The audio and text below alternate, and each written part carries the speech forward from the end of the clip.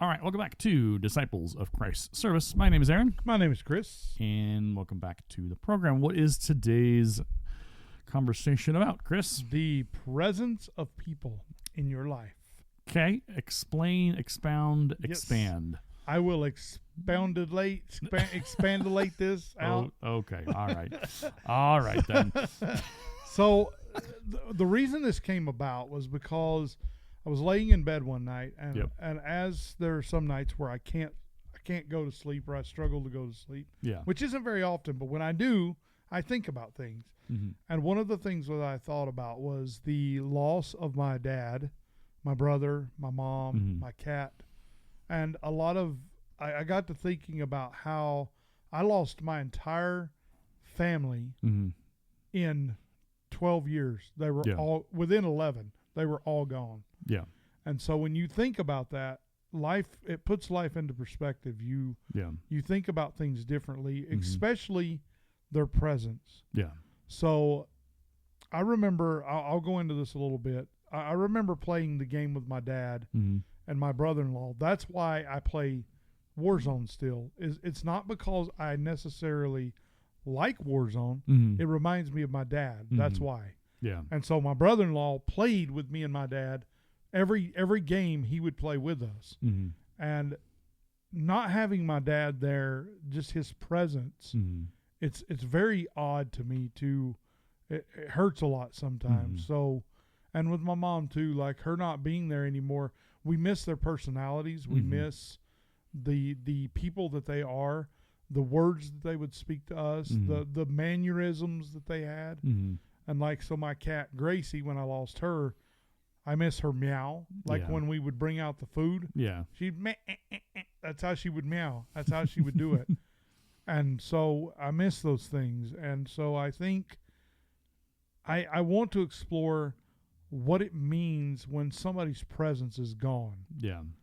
Like what is it about people that we miss? Mhm. It's who they are. That's what we miss. Yeah. They're all the things in life that happened to them that made them and created them into this Yeah. little bundle of personality. Yeah. I miss a lot of that with my mom, and I have a lot of other people because I lost, and I think it was 2022. I lost like 15 friends, Yeah. so I miss a lot of those people. I miss them Mhm. dearly, and I lost a lot of people. I've lost a ton of people, Yeah. but I want y'all to understand that the loss doesn't necessarily mean that I stop living. Yeah. It means that I find a new way, or a little bit different way to deal with the pain and to conquer that, to be victorious in my Yeah. what would you call it? Well, for me it was a dark Mhm. place that I went when I lost those people. But for me, I have to go to that place. I can't hold it in. So for me, it's the presence of these people when they're gone. It's like one day they're here and the next they're gone. Yeah. It's exactly like the Bible describes, as our life is a vapor. Yeah. One day we're here and the next we're not. Yeah. And so we have to make and more importantly, I think this discussion should be about what is the impact we should have Mhm. long term. Yeah. Do we invest our time in things that don't matter? Mm. Do we invest our time in people? Do we invest our time in leaving a legacy of Christ following? Mm. And so that, for me, that's what it comes down to. For me, in the end, after all the struggle and all the pain that I went through and all the heartache that I endured after losing my mom and my cat and my dad and my brother, Yeah. do I fall back into a cocoon and not do anything? Mm-hmm. Or do I push forward? Yeah. And do I make my life worth something? Mm-hmm. And so for me, that's what I'm doing.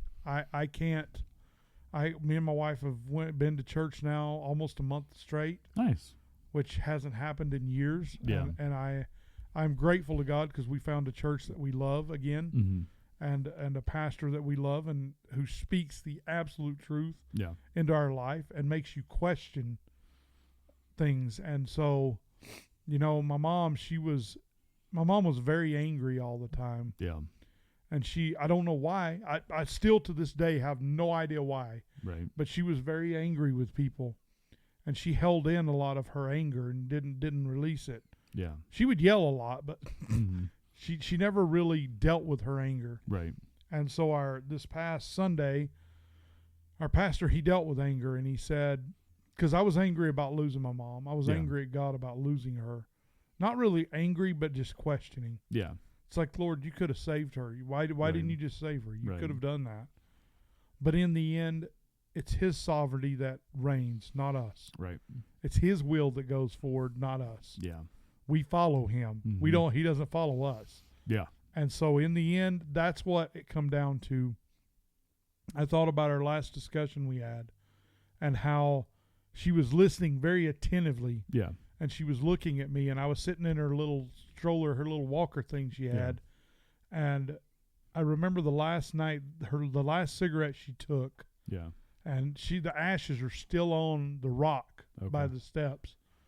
And I remember I went to take her inside, and she just fell over. Yeah. She couldn't even walk. Yeah.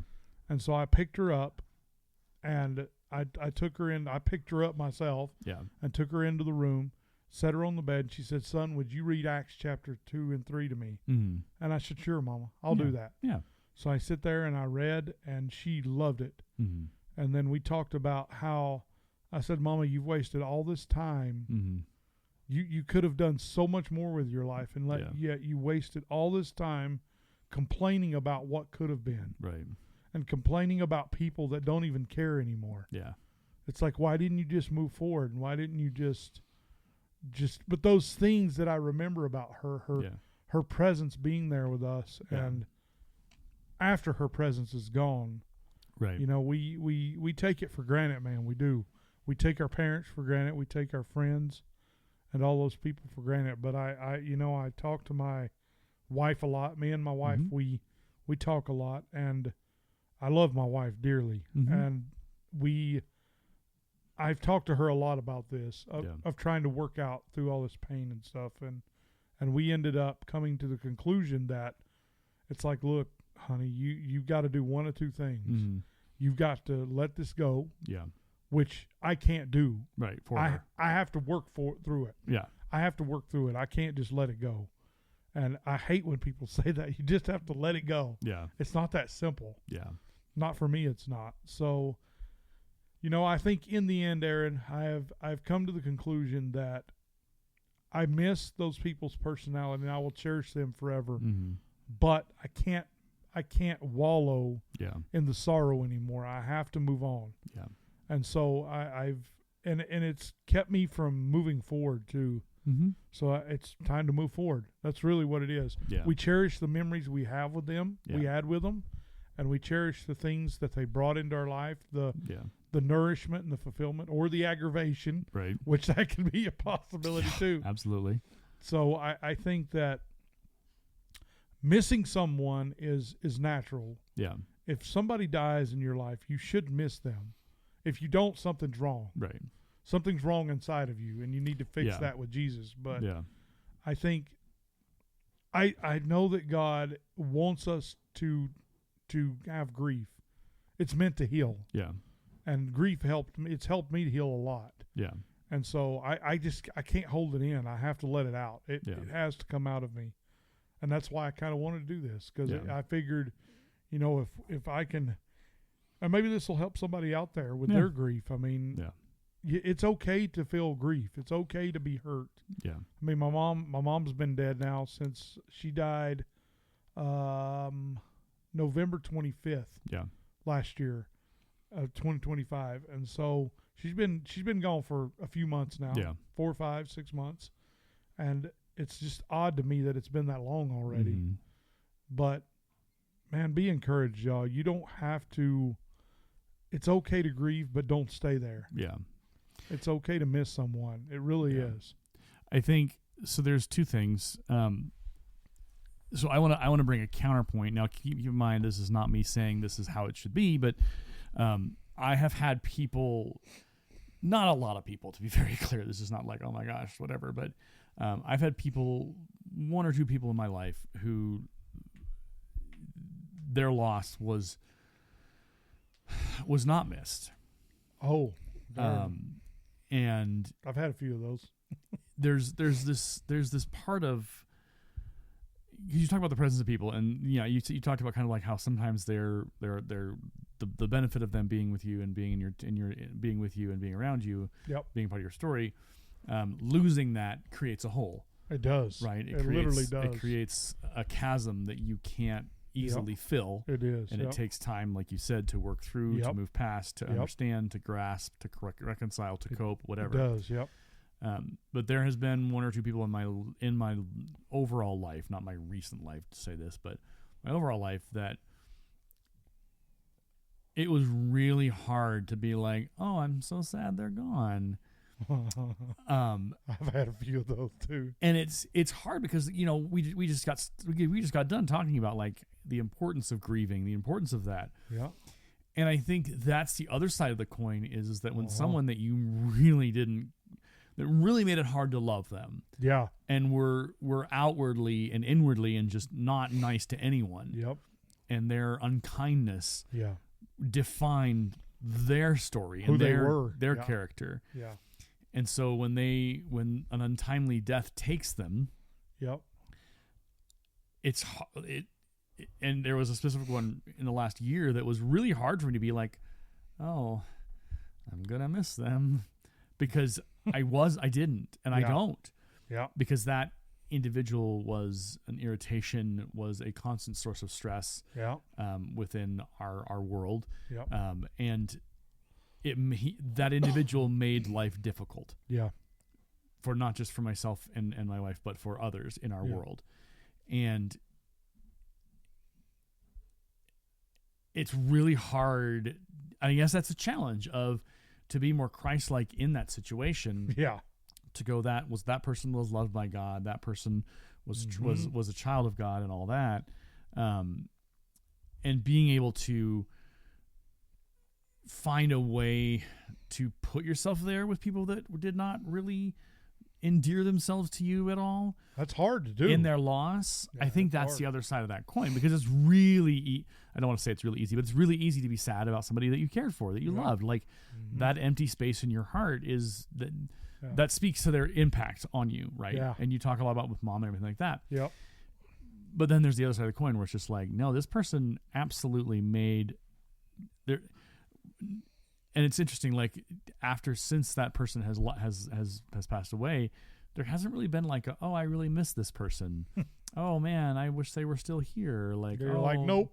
and that's I think that's part of our humanity, because we place value on kindness, we place value on love, we place value on the benefit that person brings to the world overall and to others around them and to us. And when someone is just nasty, mean, and not really bringing anything to the table, instead they're taking stuff from the table, it's really hard to be like, we feel so bad, but I think that's the question of the presence of people overall is what was the reason for them to go home, and sometimes I wonder if the reason sometimes that happens.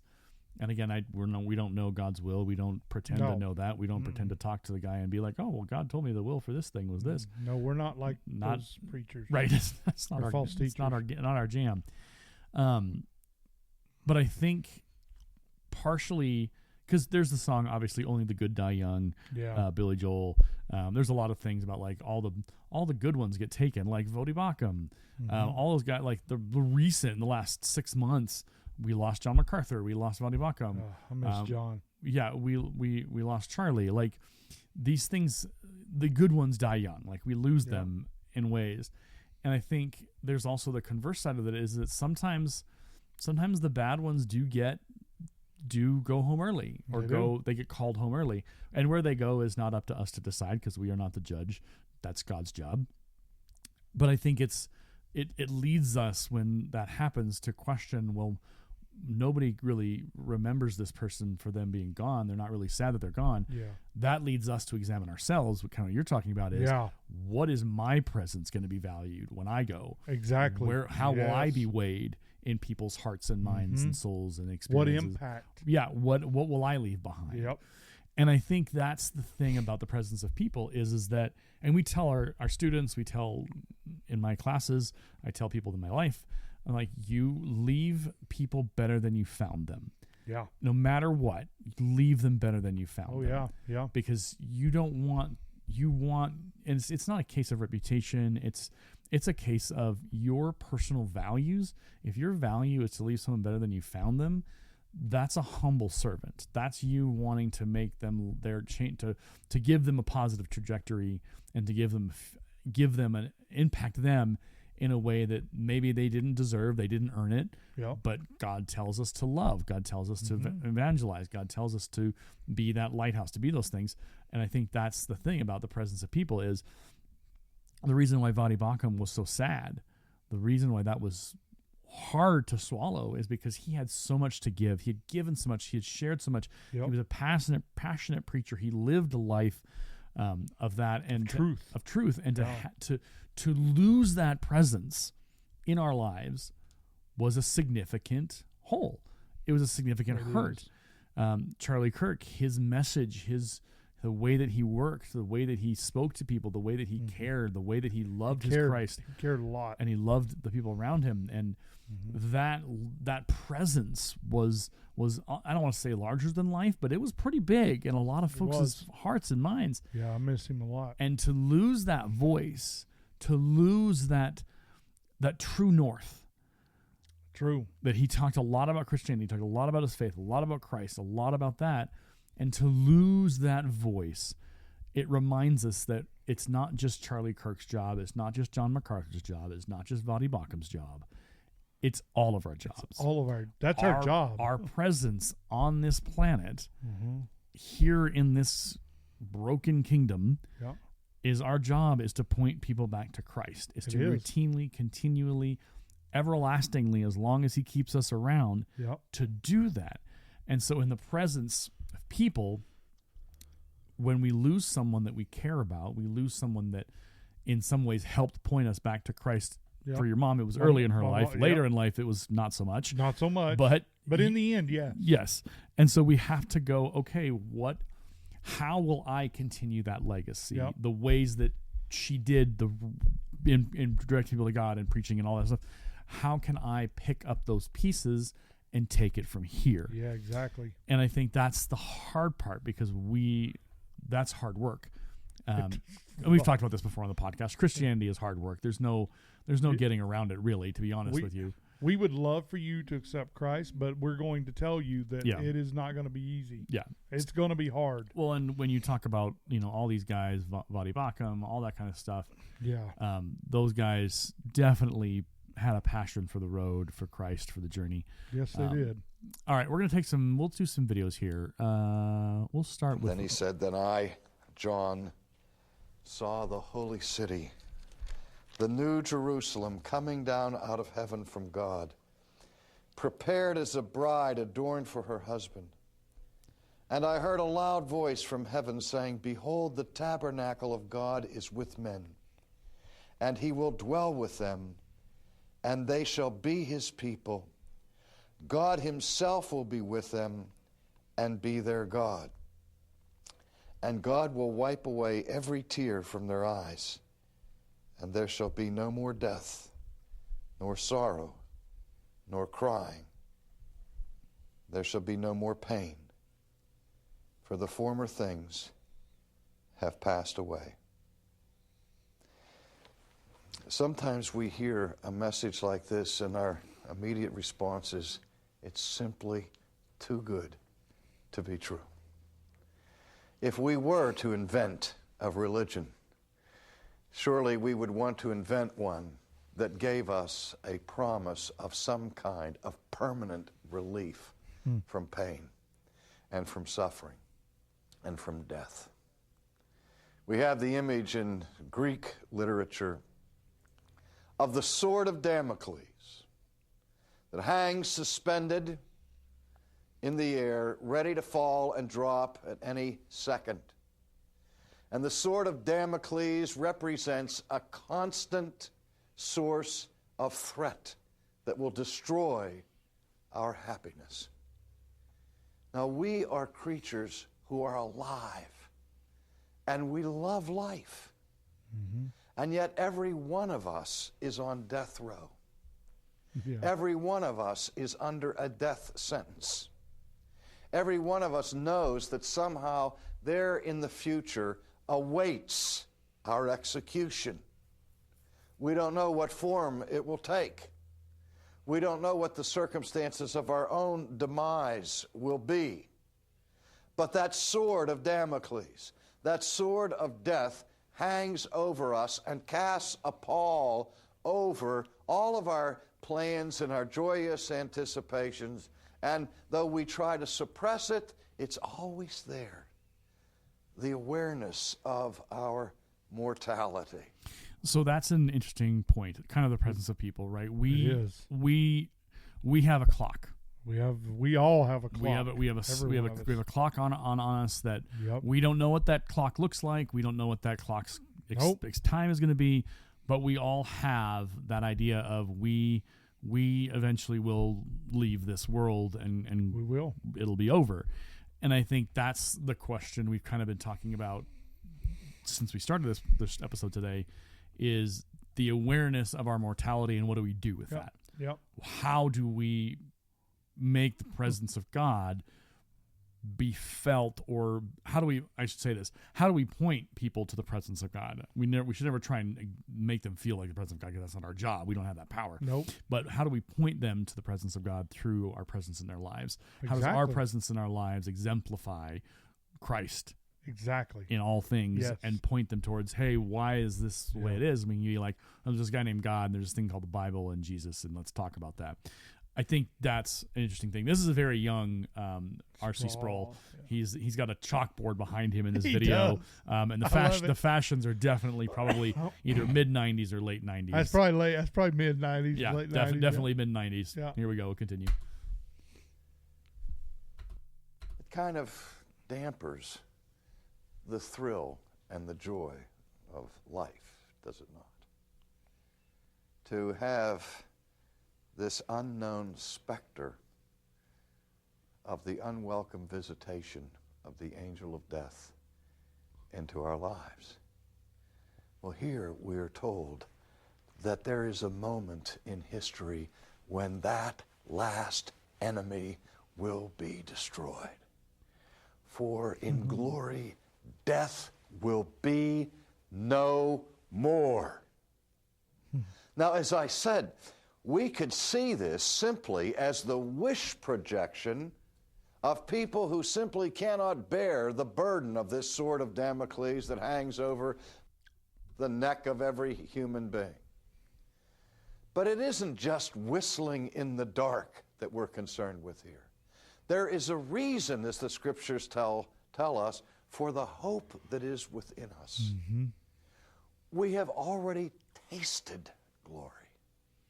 For in the record of the biblical scriptures, we have the testimony of one who has already defeated death. That's right. One who has been there, done that, and come back. And has promised that he is the first fruits of all of those who fall asleep. That's fundamental to the biblical affirmation of Christian faith. Resurrection. The resurrection of the Christian following the pattern of the resurrection of Christ. It's not simply that Christ was raised for his own vindication, but he was raised as God's promise and demonstration of the surety of that promise, that we will also participate in that resurrection. So I like that, because again, we're headed into Easter next week. Yep. Goodness gracious. Good Friday is coming, or Maundy, Thursday, depending on which that you celebrate. I can't believe that But already. yeah, it's coming. So I think there's the part of it, like, those that we lose who are believers, Yeah. and who we have trust and faith in that Christ's promise delivers, that they are in Yep. heaven, they are in a better place, they Yep. are hanging out with God and Jesus, Bible, God, and all that stuff up in heaven. that I think is the piece and part of what we hold on to. Yeah. The piece and the part that is harder to handle or harder to cope, harder to reconcile is when you have somebody who you lose that you have questions about their faith and whether or not that's harder. Their salvation is guaranteed. Yep. So that is an element of this kind of presence of people is that you have people in your life that you dearly love, that you dearly care for, but you definitely know they are not followers of Christ. No. They have rejected it, or they don't subscribe to it. They are various others. They are a various other of cornucopia of beliefs that they've subscribed to, but none of them meet the standard of, hey, Jesus, Bible, God. And I think that's the other struggle of that. Well, think about Jesus. Yeah. Think about him at home with his mother, building furniture with his dad. Yeah. Because his dad was a carpenter. Yeah. So think about that, how it felt for his mom when he said, hey, I got to go on this cross and die. Yeah. How did that make her feel? Then his presence is gone. Yeah. But then the third day, she sees him again. Yeah. So he's back. Yeah, he's back. He didn't die like he died, but he came back. Right. So this video is how do you deal with the death of an unsaved loved one? We'll see what this says. How do you deal with the death John Piper. of an unsaved loved one? Ooh, that's a hard one. I was on the phone with one of our brothers on Monday, and his 93-year-old dad had just died. And whenever the word comes to me, I'm just so hesitant to ask, was he a believer? I want them to. And he did. He brought it up, and he said, I don't have much confidence that he was. And then he said, but I'm going to have to just leave that to the Lord. Mm-hmm. Which is kind of I'm sure he didn't even think of it this way, it's kind of a biblical paraphrase of the text that I use most often in this context is, will not the judge of all the earth do right? And I've only done a few funerals for unbelievers that I know are unbelievers. They're way worse than anything.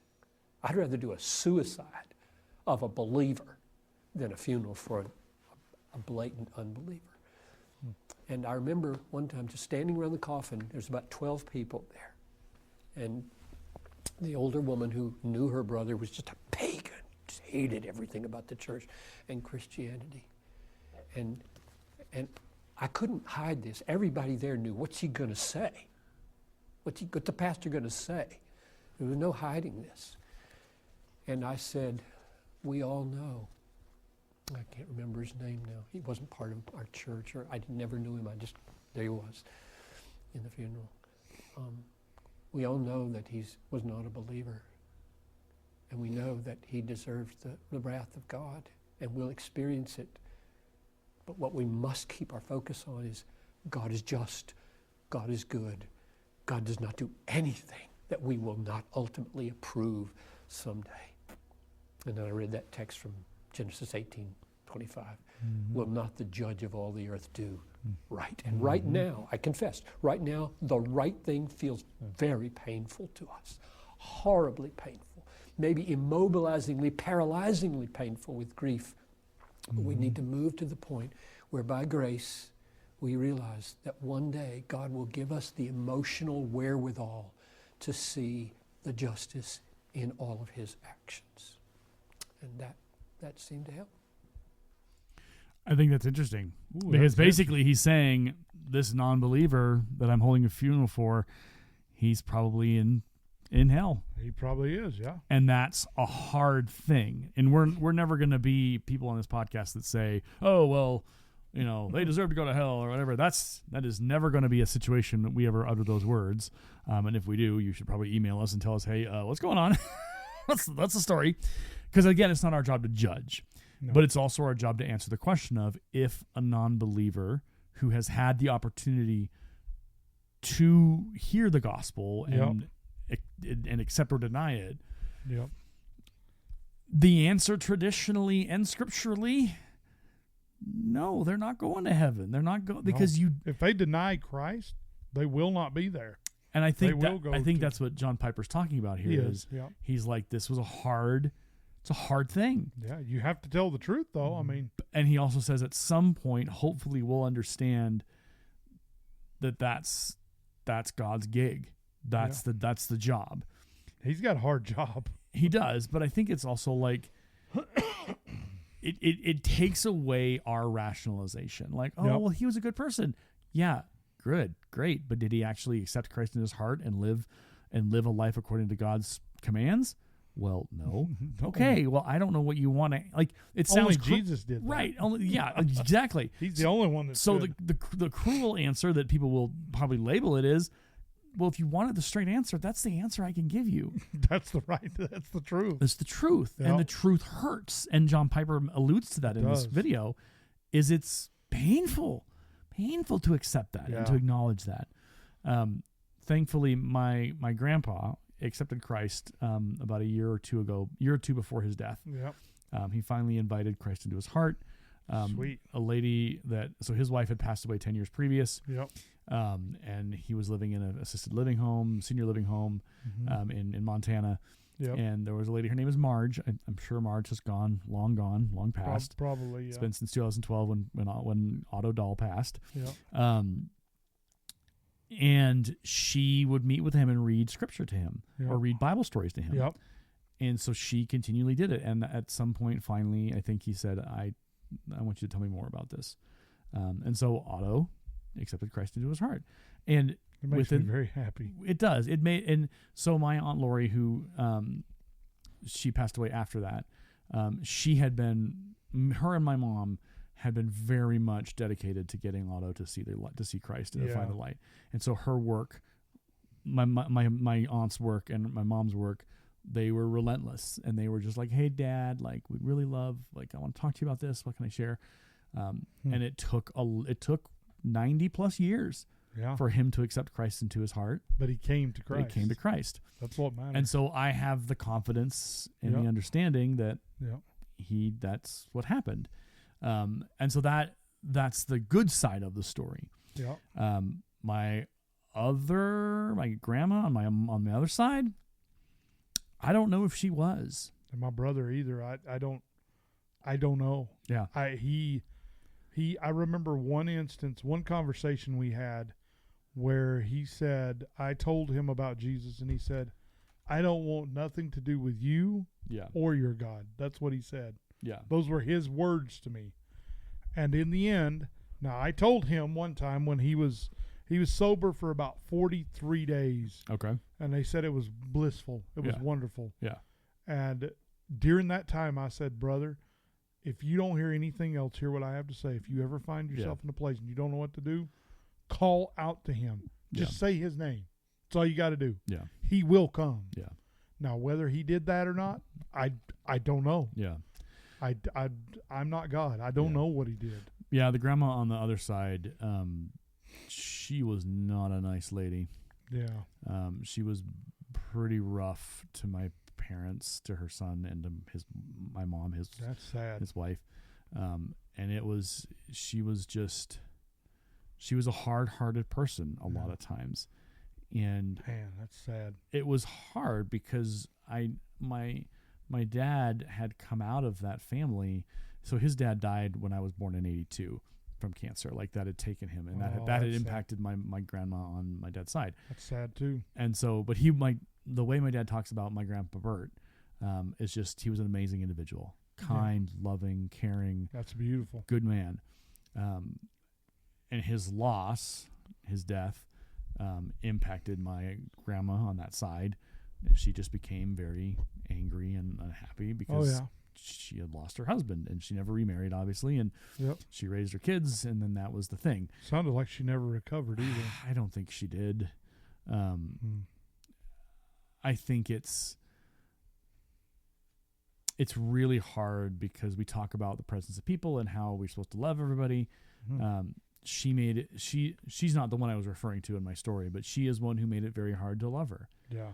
And my brother was like that too. And we have to believe in that the judgment of those people is not up to us, thank goodness, but it is up to a just and good God. Yeah, he is fair. Now, he's fair. Does that mean that I don't know where she ended up?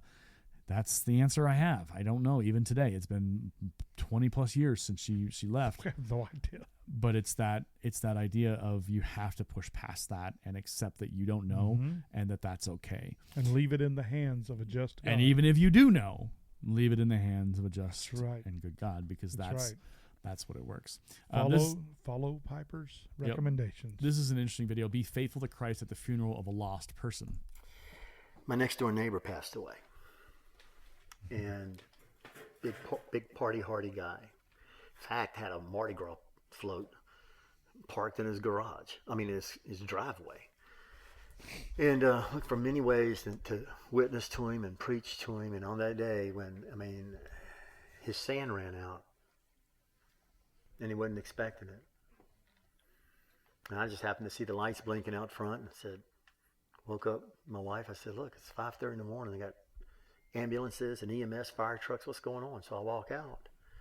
And then there's, his daughter and his wife, and, they're crying. And so I go over there to try to, find out what's going on, and they tell me. And so they know I'm a man of the cloth. And so they say, "Go on in. We want you to pray over the body." I guess it's in their way of thinking that somehow it's going to help their husband or help their father get into heaven. But I go back there, once again, having to make that line. Okay, I'm not going to be manipulated by that. I'm not going to do some sort of incantation because they want me to do something because they look like it's religious and it's going to help the family. I don't do that. But on the other hand, I want to show my sympathy and my understanding that to the family, I'm trying to give some sort of condolences. So I go there, and sure enough, they're packing him up, so to say, and they're bringing him out. And so she turns to me, she says, "I want you to do the funeral." Okay. And so when the time comes for the funeral, a few days later, he's in the casket, and he's decked out for Mardi Gras. That's how they wanted him dressed. And they said, "We want people to dress as they remembered him in the different categories of life that he represented." In other words, if he was part of the fire department at the airport, so if you remember him from that perspective, dress in red. But he was also with security, so he was with the police, so dress in blue. And if you're with the Spanish Town floats, you dress in pink type of thing. And so, I asked the Lord to give me a word with that, help them, but at the same time being a faithful ambassador. Mm-hmm. And I said, those who get into heaven dress in white. And it has to be purity. And it has to be not just any white. It has to be the whiteness of a perfect righteousness given by King Jesus. Yes. Once again, trying to be an ambassador that walks the line to be faithful to the message, and at the same time trying to help people who are struggling and are sorrowful. I can't compromise the message. You can't compromise the message. No matter how hard and how tough it might be that you have to give somebody. But you can put an arm around them. You can say, I'm willing to be with you to get through this, to get right with God. Mm-hmm. That's my purpose in being here. I think that's really interesting. That's very interesting. How do you do that? How do you manage without being without compromising the message? Yeah. I think that's the presence of people, like your presence in people's life. Don't compromise the message. Yeah, exactly. You can't. You just tell the truth at all times. And that's the thing is people, I don't outwardly talk about it on social media. I'm not like, "Oh my gosh, here's what I think about this with this morality," whatever. It's not that's not the jam. No. The jam is not to be outspoken and to be preaching on the street corners. But if somebody asks me, "What do you think about this?" or "What are your views on this?" I'm going to be like, "Well, you're asking, so here's what the truth tells me. Here's what the biblical scriptural That's right. Jesus, Bible, God tells me, and here's the answer." Yeah. And I think it's interesting if you live that life, you're probably going to make some friends. You're probably not going to make others. You're going to make enemies. I've made a few. Other people are going to be like, "I don't want to, you're wrong. You're on the wrong side of history." It's like, okay, well, you asked and I delivered and we agree to disagree, and that's just how it's going to have to be. And if you can't do that, then I don't know what to do with you. Like there's a certain amount of my truth, the truth, not even my truth, the truth of Christ, the truth of God cannot be compromised. Nope. Now, they've tried to water it down. They've tried to compromise it in various churches. Yep. Joel Osteen. And others, and lots others. of others. Duplantis, Copeland, and everybody else in that whole soup of Especially. delight. Oh, yeah. Um, We love them dearly, though. Jesus want- loves them. I try to love them every day. It gets to be challenging sometimes when I hear what they're saying. And I'm just Yeah. like, you've got to be kidding me. We're not Jesus. No, good Lord, no, we're not. But it's, I don't know, our presence in people's lives is important. And It's very important. being a uncompromised presence. Yeah. And I think that's what you were kind of asking earlier is like, what impression do I want to leave? Mm-hmm. Leaving the uncompromising truth of Christ as evidence in your life so that when they do look back, when they do pull you out of the house, when the pastor is asked to do your service, Yep. he's not going to go, man, how do I walk the line? It's like, what do I leave out? What can't, it's, there's too much. I can't pack all of this in there. Or this is really easy because it's just Jesus, Bible, God. That's the way they lived. And Yep. that's all I got to talk about because it's evident and everyone knows it. And it's not a question. It's an answer. Yep. And that's, I think, the presence of people in your life is that when someone who truly lived the Jesus, Bible, God lived that, Mm-hmm. there's no question for you. Yeah. They did it. Yeah. And you can, there's no like, oh, I don't know. It's like, no, I know what's going on. I know where they're going.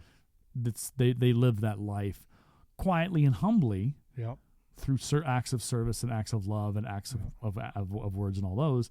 They mom- lived love in action. My as it mom were. that's how she was, man. Yeah. Like when I will never forget her walking up to people on the street. Yeah. I will never forget those days, man. That's where I learned how to serve him, Yeah. was through that. And you know, it's funny because I think to myself, like, my boys have seen me live out my faith. Yeah. They know. My son Adam is hard agnostic, probably even atheistic in a way. I would agree. Yeah, you would agree, huh? Yep. Oh, yeah. But he told me, he said, Dad, I have seen that your faith is real. I can see it. You've lived it out through the hard times, through the bad times, through the good times. You've lived it. Yeah. You've been consistent. I said, well, I don't feel that I have, but I in the end, it doesn't matter what I think. Yeah. It matters what God's word says and Yeah. what he has done. Yeah. The fact is that Jesus Christ died so that we could be free from sin. Yeah. Just like Sproul said. Yeah. Sproul had it. He nailed it. Yeah. In the end, if our faith and our trust is in him Yeah. and we've accepted him as our Savior, we're free from this. Yeah. Yet, though it'll take us, yet we'll be free in the end. Yeah. On the other side of this reality lies one that I can't wait to see. Yeah. I long for it, actually. Yeah. It's a fascinating conversation to have. Yes, it is. All right. Anything else you want to talk about, mention about? Yeah, one more thing. Okay. Don't be so harsh with people, because that happened to me the other day. And don't get so mad at somebody because they don't know. Right. Explain it out to them. Yeah. Take the time to help them understand. Yeah. That's what I would say. Yeah. I think that's Christ's message. I mean, the woman at the well, where he, Mm-hmm. he's like, well, here's the reality. Go and sin no more. It wasn't a yelling match. It wasn't but it was like, hey, maybe let's not do that anymore. Let's kind of find a different way. Let's do it a different way. The only time Christ got angry is in the temple when they were defiling his temple with the moneylenders and the taxpayers and all that. And he just was like, that's it. Fit. Boy, he didn't like that No, very much. he did didn't. But that's the only time you see Christ in his anger is when his temple is being defaced, is being dishonored. Joel Osteen. Yeah. There's plenty of pastors right now who are not doing well in the temples of God that they've built. But I wouldn't even call those temples. I would call those facts. Those are faux temples. They're fake temples. Th're not even real. They're Mick temples. Yeah, there you go. Because you want a hamburger? Well, don't go to McDonald's to get a real one. That's for sure. Yeah. Sorry, y'all. You're going to get genetically modified Christ in A there, Mick temple. and that's not how we do. Nope. That's no longer Christ. You've genetically modified the Christ out of the Christ. You've got, I don't know what you call it, but it's not what it is. It's a fake, man. Yeah. That's Fake news, as they say. Fake news. It's not the real game. I think that's the first appearance of a Donald Trump voice in this podcast ever. I love to watch people do impressions. Oh, it's hilarious. That's amazing. All right. Well, this has been Disciples of Christ's Service. My name is Aaron. And my name is Chris. And we will catch you on the next one. Thanks for listening.